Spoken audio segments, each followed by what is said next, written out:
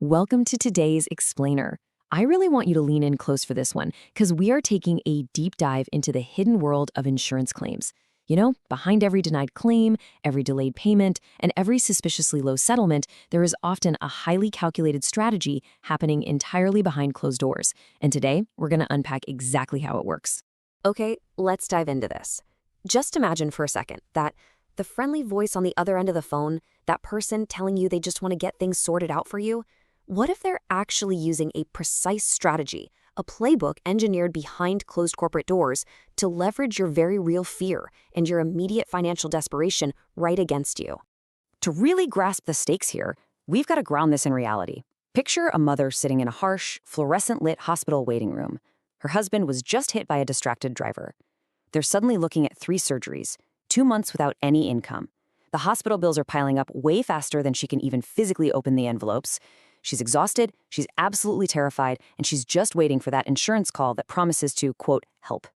So tactic number 1, the friendly voice trap. And this brilliantly illustrates the dynamic at play. Now, to be completely fair, a lot of adjusters are just professionals doing their jobs. But leaked training materials show a pretty disturbing trend. Just look at the contrast. On the left, you have the victim's reality. Injured, emotionally drained, confused. On the right, the adjuster's corporate objective. To them, this isn't a friendly check-in. It's a highly calculated information-gathering operation meant to control the narrative from second one. Moving on to tactic number 2, the recorded call. This is where literally every single word matters. Legal experts actually warn that the immediate aftermath of an accident is the single most pivotal moment of your entire case. Just look at this quote from a former claims employee. "The first call tells us everything." You should really treat that like whistleblower evidence because that is exactly what it is.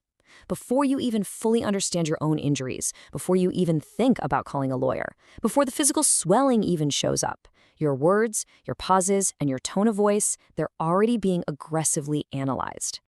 You know how it is. You answer the phone, you're totally rushed, running on pure adrenaline, and you blurt out something completely harmless like, "I'm okay, just a little sore." Fast forward a few weeks, that soreness turns into a severe spinal injury. Well, guess what? That innocent little statement is now permanent evidence against you. They use it to deny the claim because, hey, you said you were fine. Tactic number 3, the quick settlement illusion. If they don't trip you up on that very first call, they move to the next phase. And legal experts call this one of the most shocking tactics out there. They offer you a number. Let's say it's $3,000. It's a super fast check pitched to you as the easiest way to just put the nightmare behind you. And honestly, it's just large enough to stop your immediate financial panic. So the crucial point is what you actually give up when you take that check. The hidden costs are just massive. We're talking worsening injuries, future surgeries, lifelong chronic pain, years of lost wages. By accepting that early relief, victims are almost always legally signing away their right to ask for a single penny more when those really devastating long-term costs finally hit. And, well, they kind of know you're going to take it because of this stark negotiation imbalance. On one side, you've got a massive corporation armed with lawyers, data analysts, algorithmic systems, and specialized negotiation training. On the other side, a victim sitting at their kitchen table, literally terrified about making rent next week. It intentionally weaponizes early uncertainty against an overwhelmed family. Tactic number 4, weaponized silence and delays. But hey, what happens if you don't take the quick cash? Well, the narrative totally shifts. Sometimes the strategy isn't about blinding speed at all. It's about building an agonizing, impenetrable wall of silence. Let's walk through this timeline like a psychological pressure map. Day 1, forms are sent. Week 2, your emails go completely unanswered, and they suddenly need totally new documents. By week 4, you're locked in this endless state of processing. This whole bureaucracy is allegedly designed for one specific purpose: to completely exhaust you. And the dark psychology behind that delay is pretty brutal. As financial stress mounts for a working dad who can't do his job or a single mom drowning in debt, something just breaks. They get desperate. They stop fighting. And they ultimately accept a drastically lower settlement simply because survival becomes way more urgent than justice. Tactic number 5, social media surveillance. Now, what's really interesting about this slide is what's happening while you're waiting in that silence. You're likely being watched. Investigators might actively monitor your public online activity during an active claim. And it's honestly shocking how little it takes to derail a case. One smiling photo, one vacation post. The company can weaponize a single picture from a family barbecue you forced yourself to attend to argue you're perfectly fine. Fun fact, even checking into a coffee shop that just happens to be next door to a gym has been used to cast doubt on injuries. Your entire claim questioned over a single click. Tactic number 6, the psychology of negotiation.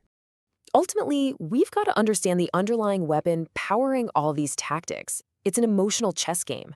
Look, while many adjusters are genuinely empathetic people, the corporate system literally trains them to remain intensely calm while you get emotional. Why? Because anger creates contradictions. Fear creates rushed decisions. They know that at the end of the day, their corporate bottom line dictates that they must collect more in premiums than they ever pay out in claims. Finally, tactic number 7, defending your personal claim. Let's move to and see how this builds into an actual defense. Knowing all of this, how do you fight back? Here is your exact whistleblower playbook. Step 1, document absolutely everything. Receipts, pain levels, conversations, all of it. Step 2, be exceptionally cautious on recordings. Remember, your words are permanent. Step 3, avoid public posting entirely. Just lock down your social media. And step 4, never, ever rush a settlement. Consulting a qualified attorney can completely shift the balance of power because informed, educated people are infinitely harder to manipulate. We have covered a massive amount of ground in today's explainer, but I want to leave you with one final thought.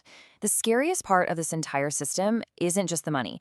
It's how invisible these corporate strategies become right when victims are experiencing extreme trauma and vulnerability.